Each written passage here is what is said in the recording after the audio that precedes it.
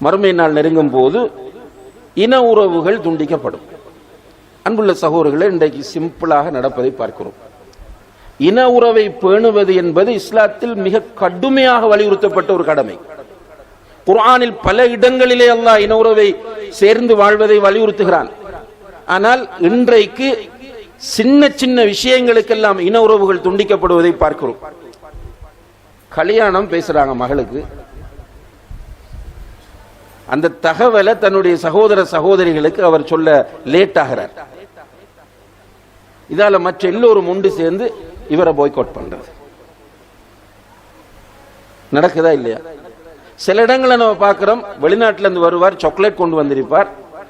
அந்த சாக்லேட்டை தன்னுடைய சகோதரிக்கு தரவில்லை என்பதற்காக வேண்டி அவருடைய உறவை துண்டித்தவர்கள், கடன் கேட்கிறார்கள், கொடுக்கவில்லை என்பதற்காக வேண்டி உறவை துண்டிக்கிறவர்கள், அற்பமான காரணிகளுக்கெல்லாம் இன உறவை துண்டிப்பது என்பது இன்றைக்கு சர்வசாதாரணமாக போய்விட்டது. ரசூலுல்லாஹி அலைஹி வஸல்லம் அவர்கள் சொல்கிறார்கள், லா யதுகுலுல் ஜன்னத காத்திஉ ரஹீம், இன உறவுகளை துண்டிப்பவன் சுவர்க்கம் போக மாட்டான் என்றார்கள். எவ்வளவு ஒரு டேஞ்சரான ஒரு தகவல் என்று பாருங்கள்.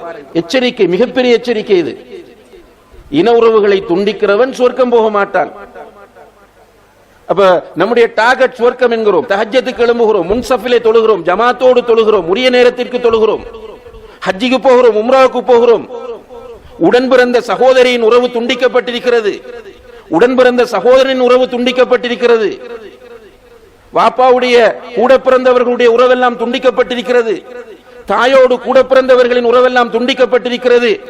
என்னென்று கேட்டால் சின்ன சின்ன கொடுக்கல் வாங்கல் பிரச்சனைகள், அல்லது புரிந்துணர்வில் ஏற்பட்ட பிரச்சனைகள், அல்லது கம்யூனிகேஷனில் ஏற்பட்ட பிரச்சனைகள். இதற்காக வேண்டி உறவை துண்டித்துக் கொண்டு நான் ஹஜ்ஜுக்கு போயிருக்கிறேன் சுவர்க்கம் போவேன், நான் தஹஜ்ஜத்துக்கு எழும்பி இருக்கிறேன் சுவர்க்கம் போவேன் என்று நினைத்துக் கொண்டிருக்கிற மக்கள் இன்று நிறைய வாழ்ந்து கொண்டிருக்கிறார்கள். இன உறவை துண்டிப்பது என்பது சர்வ சாதாரணமான ஒன்றாக மாறியிருப்பதை பார்க்கிறோம். இன உறவை துண்டிப்பது என்பது பொதுவாகவே ஹராம், பெரும் பாவம். இன உறவு நம்மை நாளை மறுமையிலே சபிக்கும். அல்லாஹ்விடத்திலே வந்து இன உறவு பேசும், யா அல்லாஹ் இவனை உன்னோடு நீ சேர்க்காதே. ஹதீஸ். இன உறவுகளை துண்டித்தவர்கள் மறுமையிலே வந்து நிற்கும் போது இன உறவுகள் வந்து பேசும் அல்லாஹ்விடத்தில், யா அல்லாஹ் இவனை உன்னோடு நீ சேர்த்துக் கொள்ளாதே, உன்னை விட்டு தூரமாக்கு. ஏனென்றால் உலகத்தில் இருக்கும் போது இவன் என்னை சேர்த்துக் கொள்ளவில்லை, அதாவது உறவுகளை வெட்டி வாழக்கூடியவனாக இருந்தான். எவ்வளவு ஒரு ஆபத்தான விஷயம். இன்றைக்கு நடந்து கொண்டிருக்கு, நடக்கும், இன்னும் அதிகரிக்கும்.